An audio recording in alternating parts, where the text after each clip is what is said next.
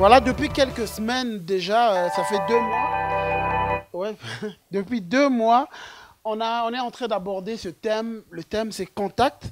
C'est les rencontres de Jésus. Donc, alors que Jésus entre en contact avec différentes personnes, on voit des choses se passer dans leur vie. Et là, aujourd'hui, c'est notre dernier message de ce thème. À partir du week-end prochain, on commence un nouveau thème.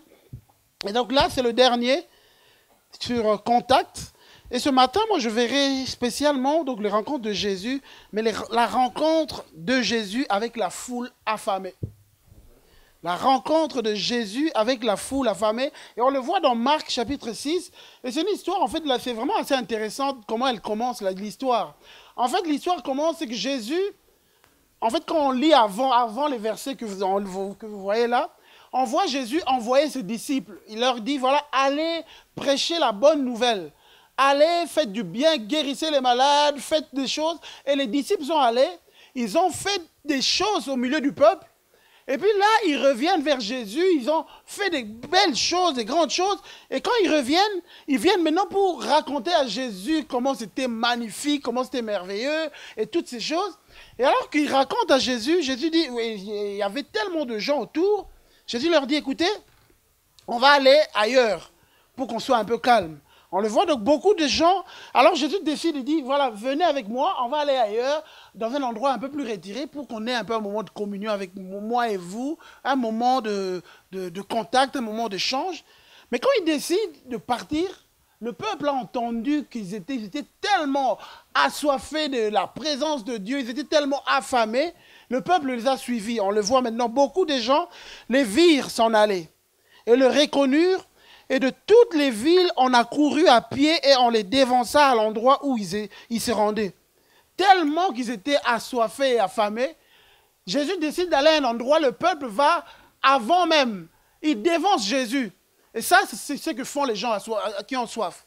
Les gens qui ont faim de la parole de Dieu font plus. Ils viennent à l'église à temps, ils ont faim et soif. C'est ce qui se passe. Ils dévancent Jésus. Et quand il sortit de la barque, Jésus arrive dans la barque, là, il avait déjà laissé les gens. Il arrive là, fatigué, parce que les disciples sont fatigués. Qu'est-ce qu'il trouve? Le peuple était en train de l'attendre. Jésus, nous sommes là.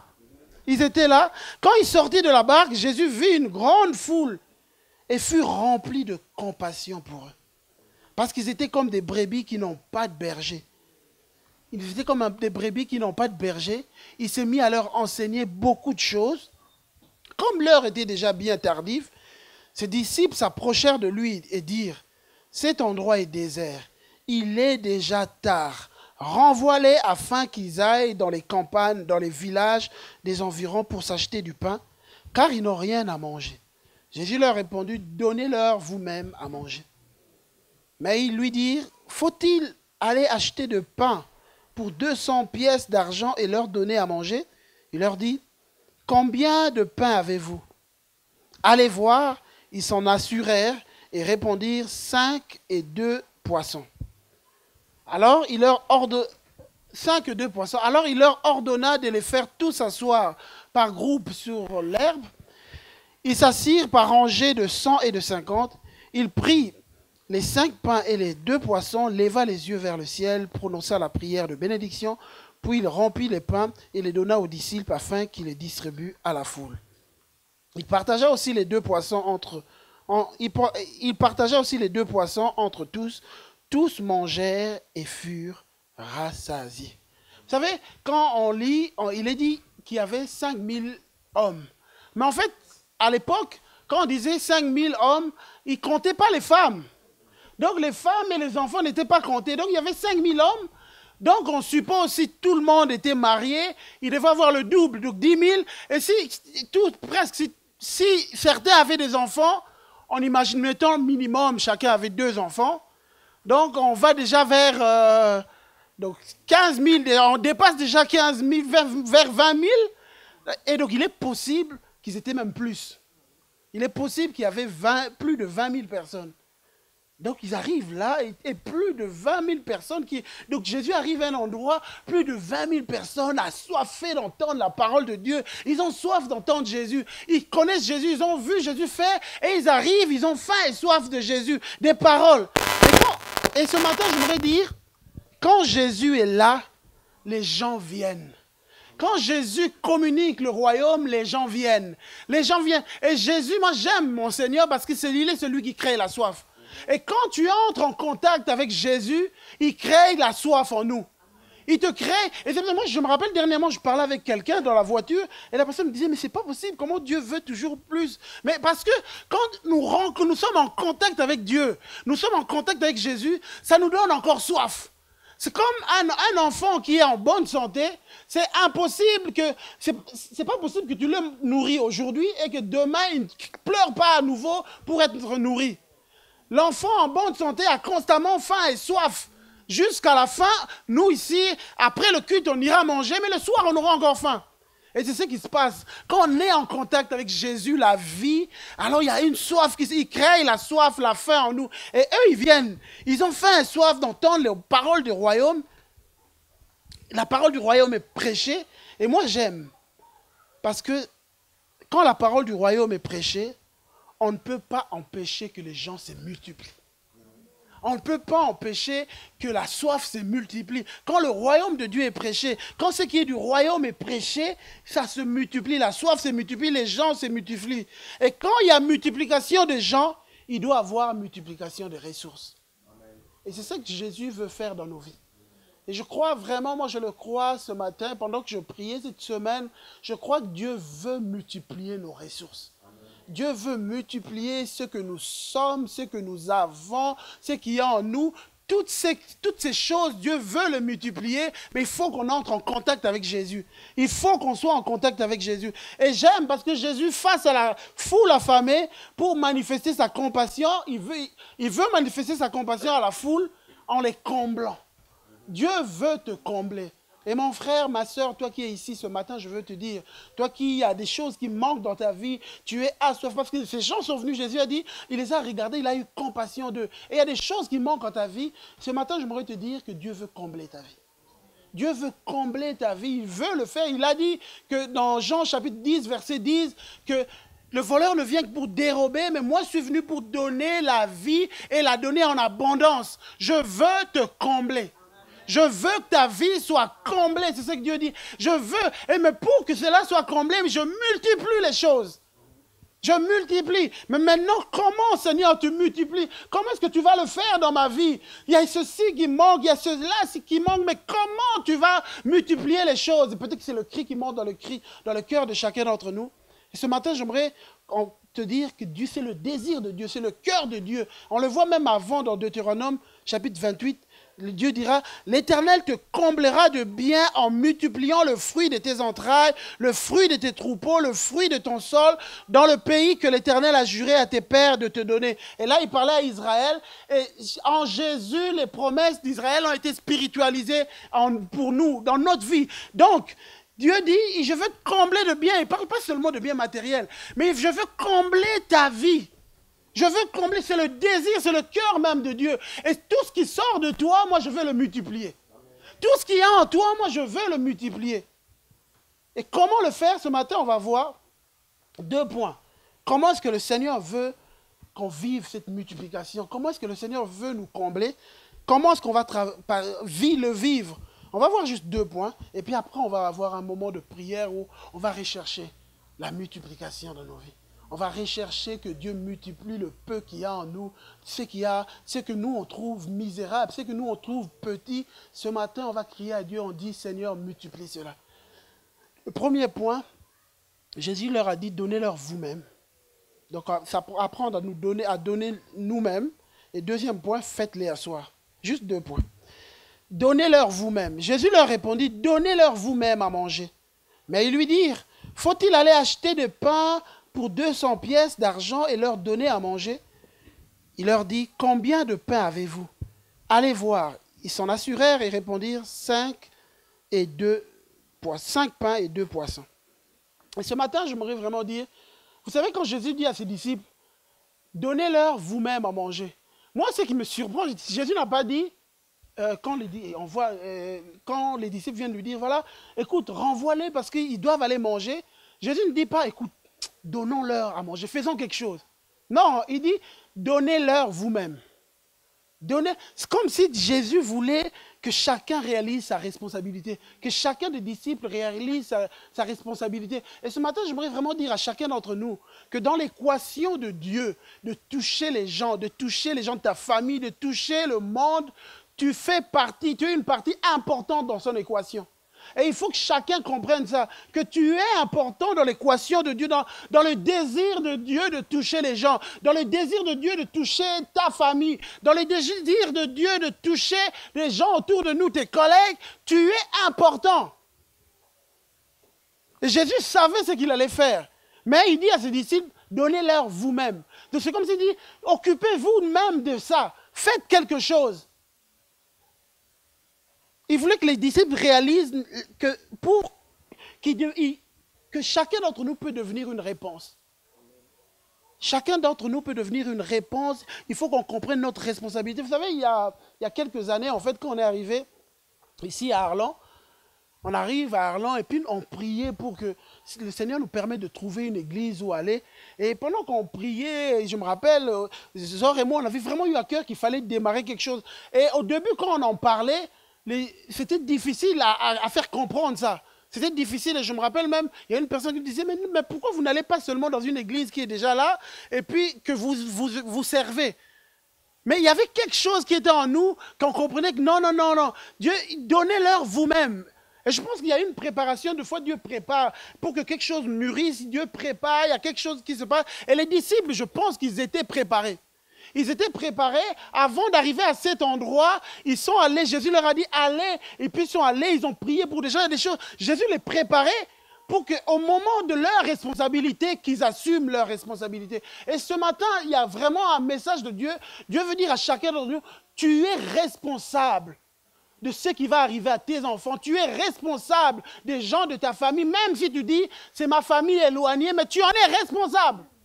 Parce que c'est toi le chrétien dans la famille, parce que tu es responsable des collègues. Peut-être que tu dis, quelqu'un d'autre va le prêcher, mais Dieu te dit, tu es responsable. Tu en es responsable. Et il faut que chacun d'entre nous le comprenne.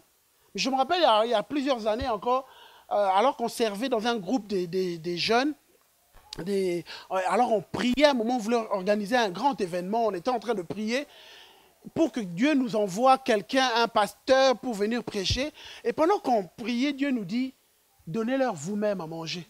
Et je me rappelle, on était en retraite, on priait pour que Dieu nous dirige. Et pendant qu'on priait, on a eu à cœur, Dieu nous a dit, donnez-leur vous-même. On a compris que c'était l'un de nous qui devait apporter la parole.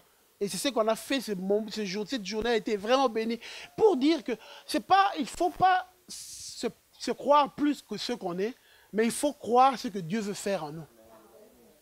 Moi, je pense qu'il faut pas penser être plus que ce que vous n'êtes.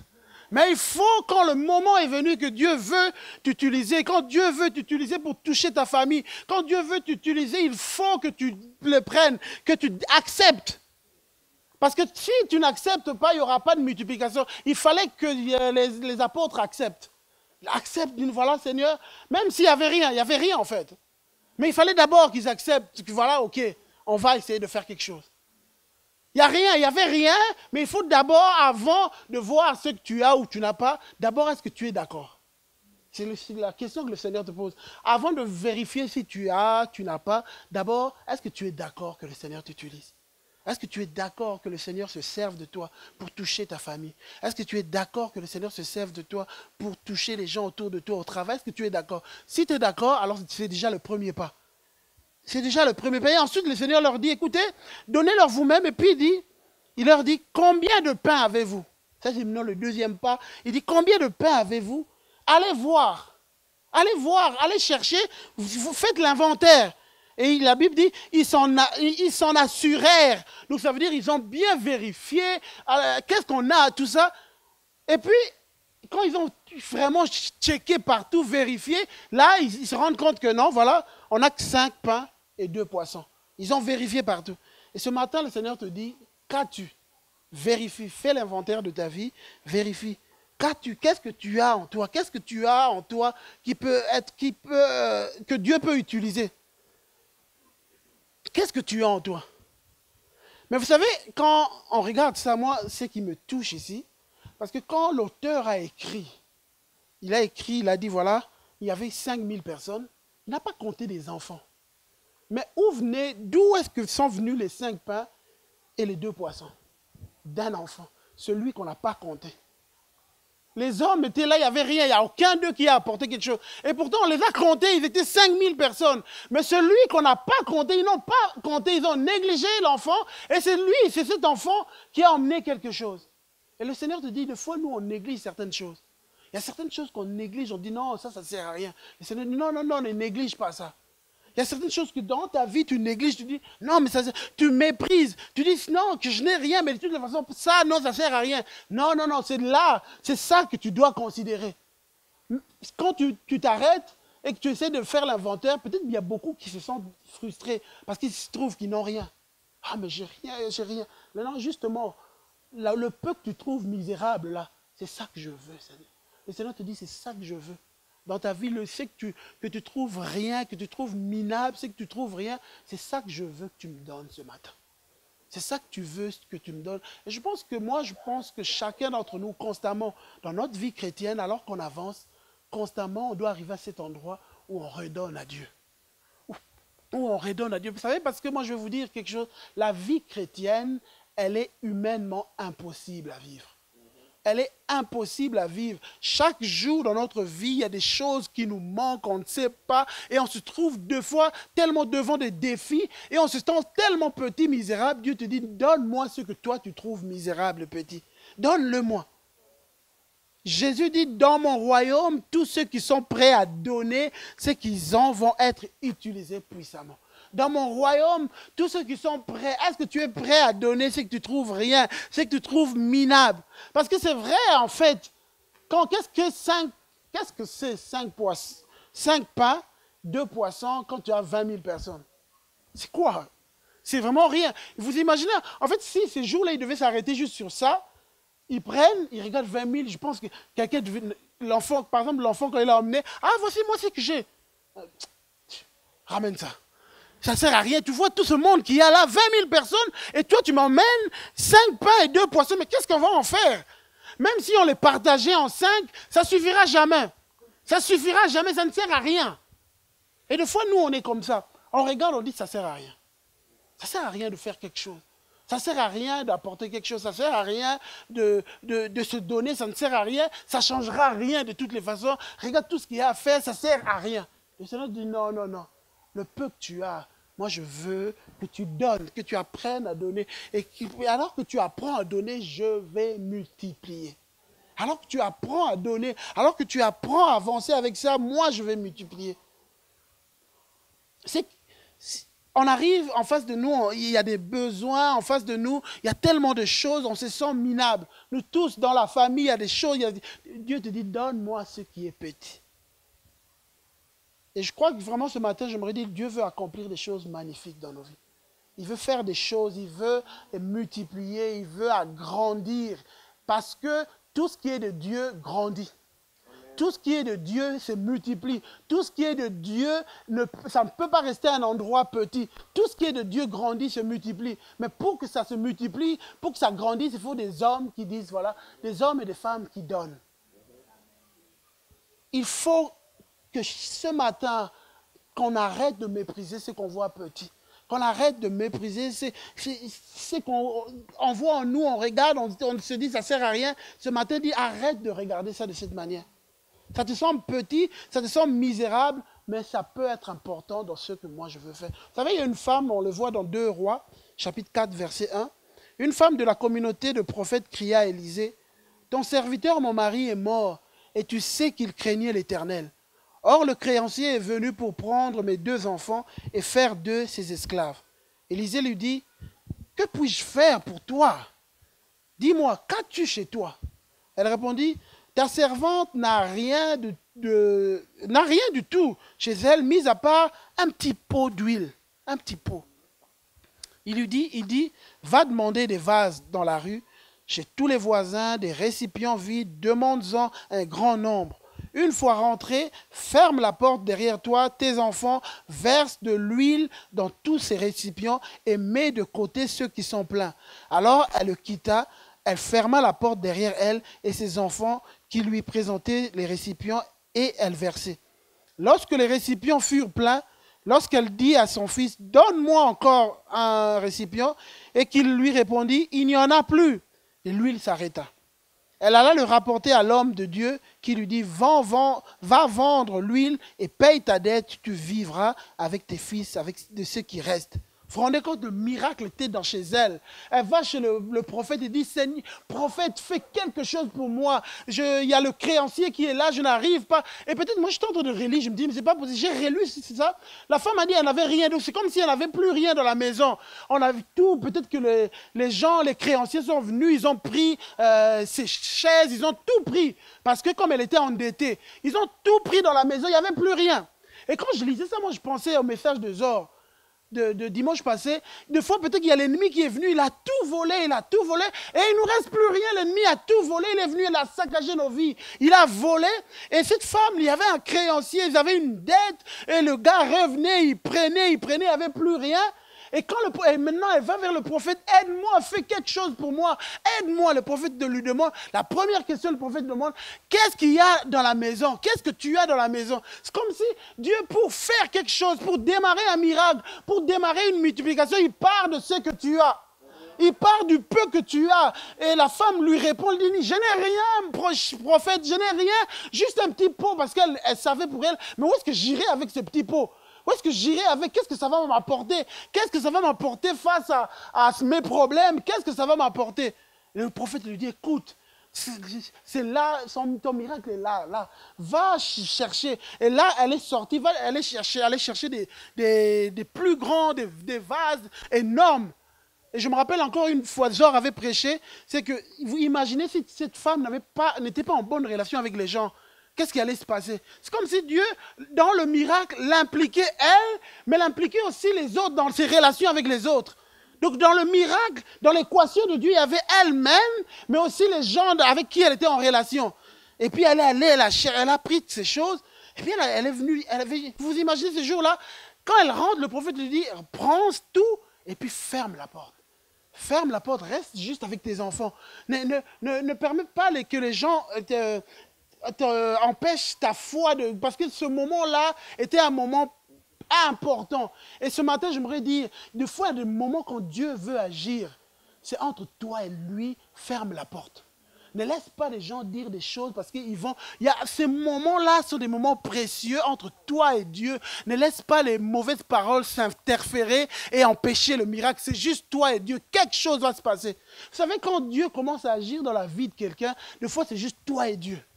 Toi et Dieu, lui, toi et Dieu. Ne laisse pas les choses s'interférer, c'est juste toi et lui. Ferme la porte. C'est vrai que tu es en bonne communication avec les autres. Les autres t'ont aidé, mais à un moment, les gens ont fait ce qu'ils devaient faire. Maintenant, ferme la porte. Ferme la porte. Et puis là, elle arrive, elle prend... Elle ne regarde même pas, elle prend juste son petit... ce qu'elle avait avec l'huile, elle commence à déverser. Elle déverse, ça se remplit, on chante, les enfants emmènent, elle déverse. Et moi, ça me plaît parce qu'elle était tellement passionnée à faire ça, elle remplissait, que quand elle arrive, elle ne se rendait même pas compte que c'était fini. Encore, elle remplissait, encore. Et puis les enfants disent, ah maman, c'est fini. C'est fini. Parce que Dieu te dit, il y a un miracle dans ta maison. C'est là où tu es. C'est là où tu es, c'est là où tu es, dans ta maison, en toi. Va juste dans la relation avec Dieu, donne-lui. Et ce matin, je crois que vraiment c'est ce qu'on doit faire. Venir dire, Seigneur, voilà le peu que moi j'ai. Voilà le peu que moi j'ai. Il y a tellement de défis à ceci. Moi, j'arrive pas. J'arrive pas à faire ceci, j'arrive pas à accomplir. J'arrive pas, il y a ceci que je dois faire, j'arrive pas. Mais voilà le peu que moi j'ai, voilà le peu que moi je peux apporter, Seigneur, je te le donne. Et quand tu donnes à Dieu, c'est là que Dieu va faire quelque chose. C'est là que Dieu va faire quelque chose. Il prit les 5 pains, les 2 poissons, leva les yeux vers le ciel et prononça la prière de bénédiction. Cette parole vraiment me touche.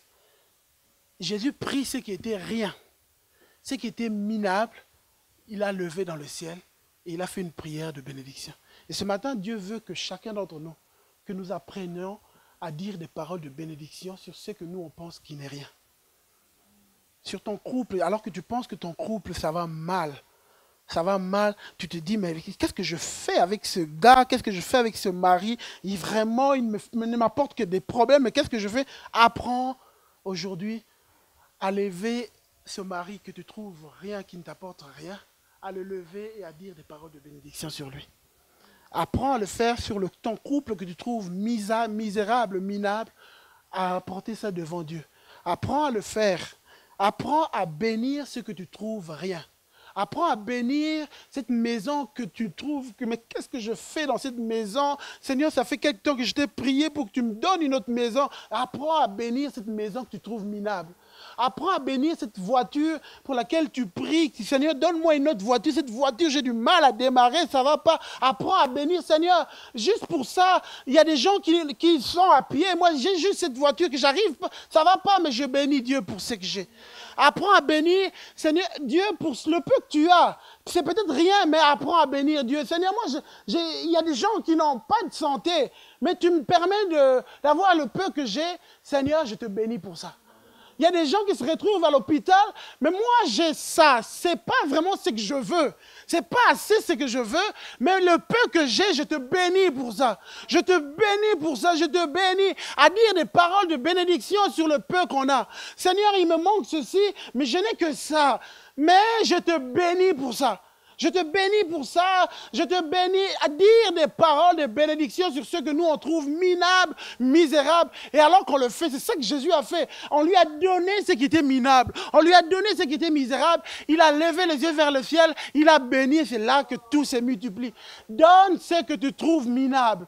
Donne ce que tu trouves misérable. Donne ce qui te trouve rien, qui ne te permettra pas d'avancer. Le peu que tu as. Seigneur, je trouve que ça n'avance pas. Mon travail, je n'aime pas mon travail. Vraiment, je me sens mal dans mon travail. Mais je te bénis parce qu'il y en a qui n'en ont pas. Moi, je te bénis pour le peu que j'ai. Mon salaire n'est pas bon, mais je te bénis. Et alors que tu le fais, Dieu va multiplier. Alors que tu le fais, Dieu va multiplier. Et Dieu veut ce matin qu'on apprenne à vivre la multiplication. Mais pour le vivre, il y a des choses qu'on doit faire.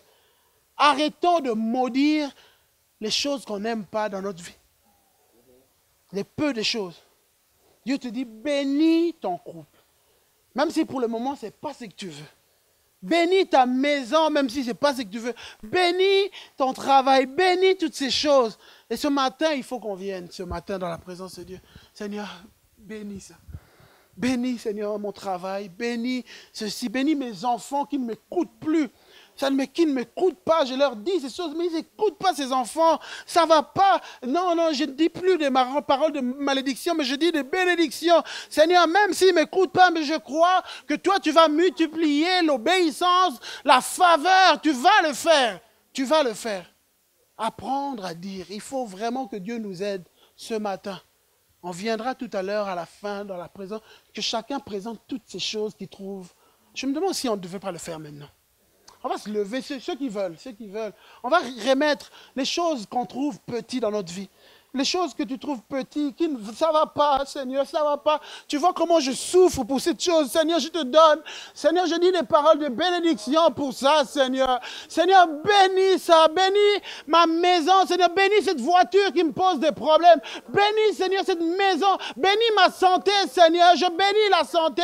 Même si ce n'est pas la totalité de ce que je veux, mais le peu que j'ai déjà, pour ça, je te bénis. Alléluia, Seigneur, oh Dieu de gloire, étends ta main, je te donne le peu que j'ai, Seigneur, le peu que j'ai, Seigneur, alléluia, étends ta main, glorifie ton nom dans nos vies, Seigneur, alléluia, Jésus, alléluia, Seigneur, oh Dieu de gloire, Seigneur, oh multiplie, Seigneur, je te prie pour mes frères et sœurs, alléluia, oh Jésus, Jésus, alléluia, alléluia. Oh Jésus. Amen. Alléluia. Amen. Alléluia. Amen. Alléluia. Amen. Vous pouvez prendre place. Vraiment que le Seigneur multiplie, ce qu'on a, ce qu'il y a en nous, que le Seigneur multiplie les faveurs, les grâces, les portes ouvertes, que le Seigneur vraiment multiplie. Deuxième point, Jésus leur dit, faites-les asseoir. Alors il leur ordonna de les faire asseoir, de les faire tous asseoir par groupe sur l'herbe verte. Ils s'assirent par rangées de 100 et de 50. Ici, moi j'appelle ça, c'est l'ordre divin avant la multiplication. C'est pourquoi Jésus n'a pas juste dit, bon voilà, j'ai multiplié, et puis allez, je sais pas, il était Dieu. Il pouvait faire en sorte que chacun reçoive le pain, allez, recevez le poisson. Et que, parce qu'il est Dieu, alors il décide, voilà, là où Thérèse se trouve, allez, qu'elle reçoive le poisson. Paf, elle a le poisson. Il était Dieu, il pouvait faire ça. Hein? Mais il ne dit pas ça. Il dit aux disciples, non, non, maintenant, faites-les asseoir. Vous imaginez, il y avait on l'a dit, presque 20 000 personnes, et il y avait plus de 20 000 personnes. Maintenant, il fallait faire asseoir les 20 000 personnes. Les 20 000 personnes, il fallait les asseoir. Et non, en plus, non seulement qu'il fallait les asseoir, mais il fallait qu'ils soient dans un certain ordre. Il fallait qu'on s'assied. Et moi, pendant que je lisais ça, le Seigneur me disait, maintenant, des fois on demande, maintenant pour comment recevoir, apprendre à s'asseoir. Quand le fait de s'asseoir, c'est comme si on se calmait un peu. Se calmer, s'asseoir. Et le Seigneur me disait, il faut qu'on apprenne à asseoir les choses dans notre vie. À asseoir la parole de Dieu dans nos vies. À asseoir les promesses de Dieu dans nos vies. À s'asseoir juste. Apprendre à asseoir le royaume de Dieu dans nos vies. Apprendre à asseoir. C'est vrai que j'ai des défis, il y a des choses que j'ai demandées, je n'ai pas encore, il y a des trucs. Mais assis-toi. Et pendant que tu t'assieds, c'est là que tu recevras. Apprends juste à t'asseoir et à asseoir les choses de Dieu en toi. Asseoir les promesses de Dieu en toi. Asseoir la parole de Dieu en toi. Asseoir ton identité. Asseoir ces choses en toi. Assis-toi. Et pendant que tu t'assieds, maintenant, Dieu, alors que tu t'assieds, il y a l'œuvre de Dieu qui va démarrer déjà en toi. Apprendre à s'asseoir. Et ce matin, c'est ce que je vais vraiment dire à quelqu'un. Assis-toi, calme-toi. Calme-toi, assis-toi. Et Dieu va commencer son œuvre en toi. Assis-toi, calme-toi, calme-toi, calme-toi. Faites-les asseoir, calmez-les, faites-les asseoir. Et les gens étaient maintenant, imaginez 20 000 personnes, les apôtres devaient aller, assis-toi. Et peut-être quelqu'un se lève. Ah, non, moi je devais aller voir mon ami qui est là. Non, non, non, non, assis-toi. Ah, il y a un autre qui se lève. Moi, je ne supporte pas, il faut que je me lève. Non, non, non, asseyez-vous. Et ils ont fait asseoir. Apprendre à faire asseoir les choses spirituelles. Je ne vais pas juste être là à courir, à faire ceci, à vouloir ceci. S'asseoir. Et puis non seulement qu'ils les ont fait asseoir, ils les ont fait maintenant disposer dans des ordres précis. Et moi, c'est que vraiment, Dieu, notre Dieu, c'est vraiment un Dieu d'ordre. La Bible dit dans Corinthiens, car Dieu n'est pas un Dieu de désordre, mais de paix. De paix. C'est pas, il fait les choses dans l'ordre. Parce que c'est impossible de nourrir 20 000 personnes en désordre. Parce que si vous le faites en désordre, il y en a qui ne mangeront pas. Mais il fallait de l'ordre pour que les 20 000 personnes aient ce que Jésus avait. Et de la même manière que Dieu dit à chacun d'entre nous, il faut que tu apprennes à t'asseoir pour de recevoir. Il y a des choses, il y a des gens qui manquent des choses de Dieu, qui manquent de recevoir certaines choses. Ils ont demandé, Dieu était d'accord, Dieu est prêt à donner, mais parce qu'ils sont agités, ils ne sont pas assis et ils ne se mettent pas dans l'ordre, ils ne font pas de l'ordre dans leur vie, ils ratent certaines choses que Dieu veut faire. Et j'étais en train de m'imaginer, parce que je pense que ça a dû prendre du temps à faire asseoir les gens.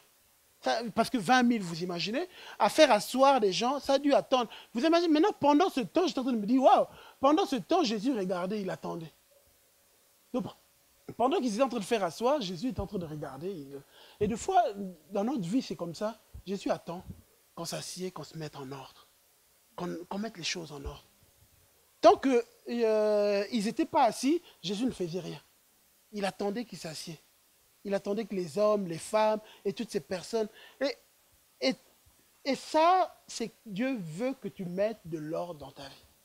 Et ce matin, j'aimerais vraiment dire à chacun d'entre nous, la multiplication viendra alors que tu apprends à mettre de l'ordre dans ta vie.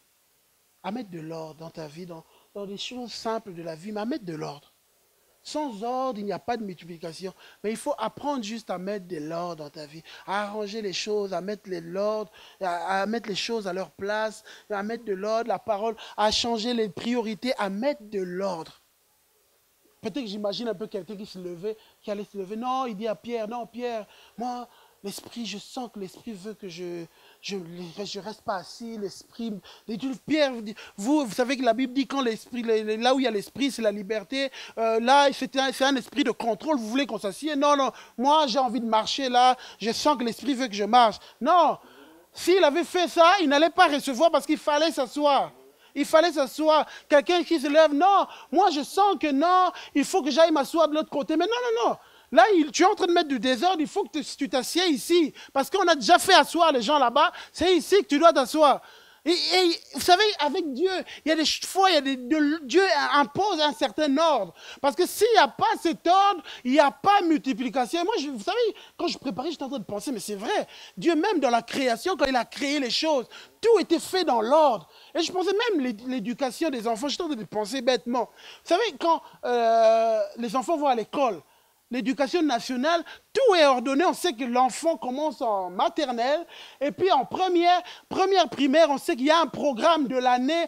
Pendant l'année, l'enfant va apprendre ceci. Et à la fin de l'année, on sait que l'enfant a appris telle chose. Et l'enfant passe en deuxième. Et ensuite, ainsi de suite. Et l'enfant, alors qu'il passe année après année, première, deuxième, sa connaissance se multiplie. Parce que, et si un jour, aujourd'hui, un parent décide, non, moi, mon enfant, je le garde à la maison, et puis on essaie de l'apprendre les choses par-ci, n'importe comment, cet enfant, la connaissance ne va pas se multiplier. Mais là, parce qu'il y a un programme qui est suivi, la connaissance se multiplie, l'enfant passe de première, deuxième, troisième, sixième, secondaire, et puis va à l'université, c'est tout un programme. Et Dieu te dit, même dans nos vies en tant que chrétiens, apprendre à mettre de l'ordre nous permet de recevoir les choses de Dieu. Nous permet de recevoir, ça permet que le Seigneur multiplie les choses. Et souvent, nous, on pense que ce qui est organisé, programmé, est charnel, n'est pas spirituel. Souvent, beaucoup de gens pensent ça. Mais vous savez que, moi j'ai découvert ces jours-ci, vous savez que l'écriture de la Bible, par exemple déjà les évangiles, un exemple. Luc, quand vous lisez dans le chapitre 1, Luc c'était un médecin, et dans son introduction, il est en train de dire, moi ça m'a vraiment... intéressé, je trouvais ça intéressant. Luc dit, voilà, il parle à une personne et puis lui dit, voilà, j'ai fait des recherches. Voici ce que je t'expose aujourd'hui concernant Jésus, après des recherches suivies et pour que ce que tu crois avec certitude. Donc, il a fait, c'est comme si, qui croit déjà, qui croit que la Bible est un livre inspiré? La Bible, et qui pense que la Bible n'est pas inspirée? Personne. Tout le monde croit que la Bible est inspirée, mais figurez-vous, ce livre inspiré, le Seigneur a permis que quelqu'un prenne le temps de réfléchir et puis d'écrire, d'aller faire des enquêtes et puis écrire ça. Le Seigneur, et puis on en a fait un livre. Le Seigneur dit, voilà, c'est ma parole. Là. Mais pour ça, il y a eu une organisation. Il y a eu une réponse, c'est de vous dire que Dieu veut que nos vies soient organisées. Dieu veut que tu apprennes à mettre de l'ordre dans ta vie. Et alors que tu mets de l'ordre, il y a la multiplication qui va arriver. Tant que les gens n'avaient pas fait, Jésus ne faisait rien. Ce matin, j'aimerais vraiment dire à quelqu'un, apprends à mettre de l'ordre. Apprends à mettre de l'ordre dans tes finances. Apprends à mettre de l'ordre. Tu es en train de prier que le Seigneur, j'ai des besoins financiers, il y a ceci qui manque. Mais apprends à mettre de l'ordre. Paye les dettes, paye tes dettes, fais que tu dois, paye-les, fais toutes ces choses. Et pendant que tu le fais de manière sérieuse, et c'est pour ça que je pense qu'avec Dieu, il faut prendre les choses, vraiment être sérieux. Et fais-le de manière sérieuse, paye les dettes, parce que tu es en train de prier que Dieu te donne, Seigneur, je te prie, ça fait longtemps, je te prie pour que tu me donnes de l'argent. Mais apprends à mettre de l'ordre. Tu payes tes dettes.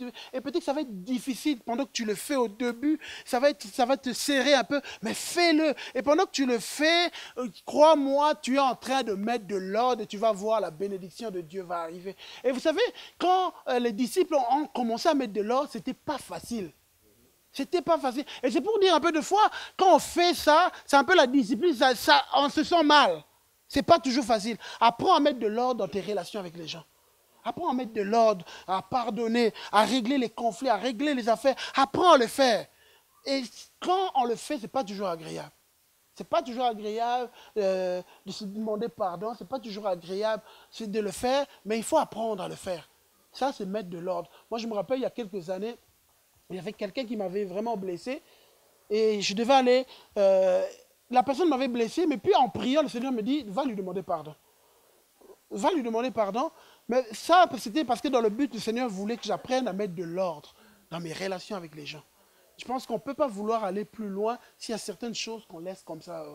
En tant que chrétien, je pense qu'il y a des choses, il faut qu'on apprenne en tant que chrétien à ne jamais laisser les choses comme ça dépérir comme ça, apprendre à prendre au sérieux chaque chose. Et je me rappelle, je suis allé demander à la personne pardon. Au moment où je l'ai fait, je regrettais même mon acte. Pourquoi je l'avais fait? Parce que la personne semblait même... Elle m'a donné une parole qui m'a encore blessé. J'ai une blessure gratuite. Mais quand je suis rentré dans la présence de Dieu, le Seigneur m'a dit, j'ai compris que j'avais très bien fait. J'avais très bien fait. Ça n'a peu importe ce que lui a dit, peu importe ce qu'il a fait. Le plus important, c'était ce qui se passait entre moi et Dieu. Et c'est ça, mettre de l'ordre. Mettre de l'ordre dans nos relations, mettre de l'ordre. Mettre de l'ordre dans notre emploi de temps.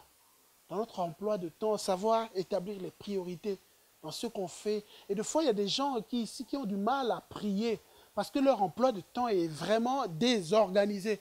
Ils ont du mal à prendre du temps avec le Seigneur, à prendre du temps à s'arrêter avec Dieu et à prier parce que leur emploi de temps est désorganisé.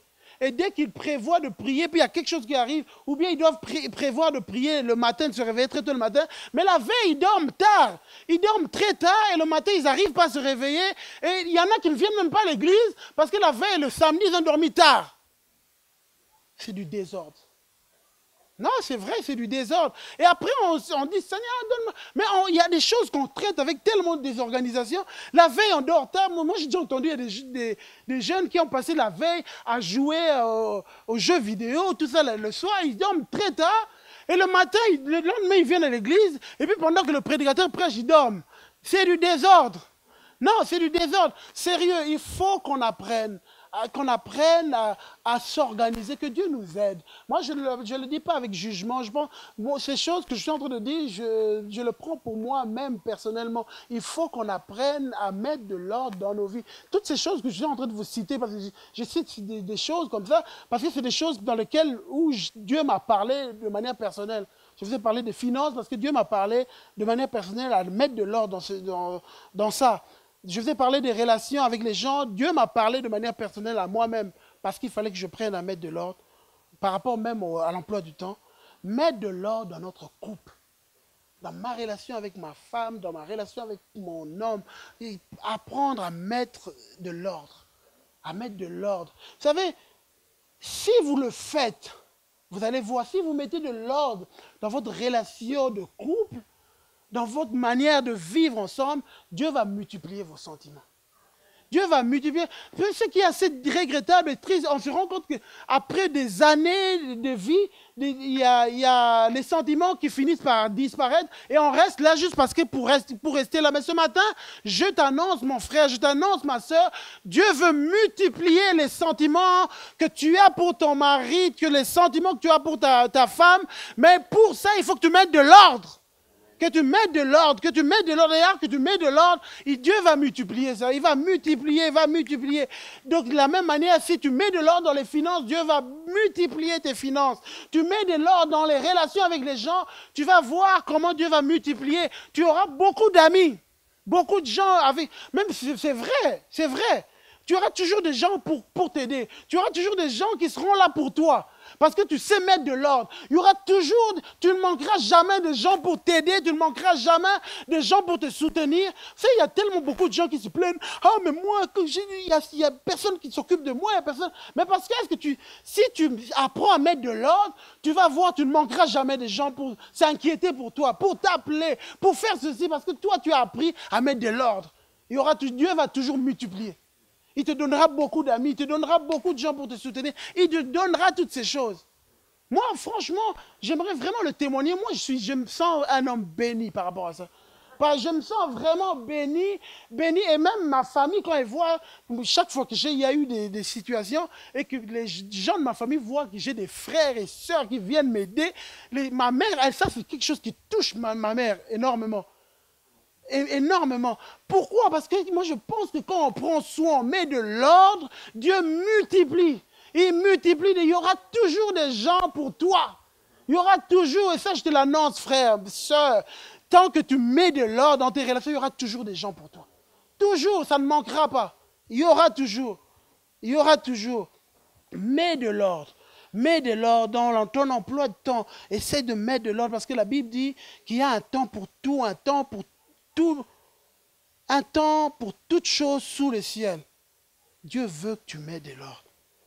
Et ensuite, pour finir, pour conclure, la Bible dit dans Marc 6, verset 39, « Tous mangèrent et furent rassasiés, et l'on emporta 12 paniers pleins de morceaux qui restaient. » Tellement que tout le monde était assis, tout le monde a bien mangé. La Bible dit tous mangèrent et furent rassasiés. Et ce qui m'interpelle à la fin de ce miracle, Jésus leur dit, ramassez les paniers.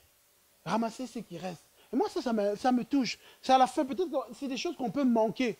Parce on était tellement, on a vu, il y a eu un miracle. Mais à la fin, mais pourquoi? Jésus leur dit, écoutez, ramassez les miettes de pain qui restent, ramassez-les. Et puis les disciples ont pris le temps de prendre des paniers, ils ont ramassé, ils ont pris plein de morceaux de pain, et puis ils l'ont pris, il y avait 12 paniers. Et moi, pendant que je réalisais ça, ce qui montait dans mon cœur, Dieu veut qu'on apprenne à ne pas gaspiller ce qu'il nous donne. Apprendre à ne pas gaspiller les faveurs de Dieu. Apprendre à ne pas gaspiller ce que Dieu nous donne. Apprendre à les considérer. Jésus leur dit, ramassez les miettes, ne gaspillez rien. Vous savez, l'écrivain du psaume 90 dira ceci, « Enseigne-nous à bien compter nos jours, afin que nous appliquions nos cœurs à la sagesse. » Seigneur, aide-nous, que je ne gaspille rien, que je ne gaspille pas mon temps, que je ne gaspille pas ce que tu me donnes, que je ne gaspille pas mes relations, que je ne prenne pas ça à la légère. Tout ce que tu me donnes, Seigneur, donne-moi de les considérer. Seigneur, c'est comme si Jésus dit, prenez-le. Ils ont pris les paniers et c'est avec ça qu'ils sont allés prendre le bateau. Gardez ce que Dieu vous a donné. Elle vous servira quand vous serez sur votre bateau, quand vous rencontrerez des moments difficiles. Ce que Dieu a fait pour vous hier vous servira dans vos moments sur le bateau. Ne les jetez pas les faveurs de Dieu. Dieu vous a béni, il a fait certaines choses. Gardez-les, ne les oubliez pas, considérez-les. Alors que je les considère, demain, je me souviendrai de ce qu'il a fait hier. Et demain, quand je traverserai le bateau, lui sera là pour me rappeler ce qu'il est capable de faire. Ce qu'il est capable de faire. Considérer nos jours, apprendre à ne rien mépriser, à ne rien gaspiller. Seigneur, tout ce que le Seigneur nous donne, ce matin, vraiment, que chacun de nous considère cela. On va venir dans la présence de Dieu. Et mon appel ce matin, c'est juste celui qui veut donner ce qui est petit, que tu considères tellement petit, que tu considères qu'il n'est rien. Tu veux ce matin dire, Seigneur, je te le donne, lève-toi, on va le prier avec toi et pour toi. Et tu es ici, tu dis, Seigneur, je veux mettre de l'ordre dans ma vie. Je veux apprendre à m'asseoir. Je veux m'asseoir, me tranquilliser, Seigneur, ce matin, me tranquilliser dans ta présence. Aide-moi à mettre de l'ordre. Aide-moi à mettre de l'ordre dans mes relations avec les gens. Aide-moi à mettre de l'ordre dans mes finances. Aide-moi à mettre de l'ordre dans mon couple. Aide-moi à mettre de l'ordre, Seigneur. Donne-moi de mettre de l'ordre. Et alors que je le fais, je crois que tu vas multiplier. Et je demanderai à tous qui veulent mettre de l'ordre dans leur vie, dans divers points, eux-mêmes savent avec Dieu, dans leur relation avec Dieu, de se lever. On va prier, crier ensemble, alors que Zor viendra ici pour prier pour nous. On a besoin de la grâce de Dieu. On a besoin que Dieu étende sa main dans nos vies. Alléluia. Ce matin, que Dieu multiplie. Alléluia. Jésus.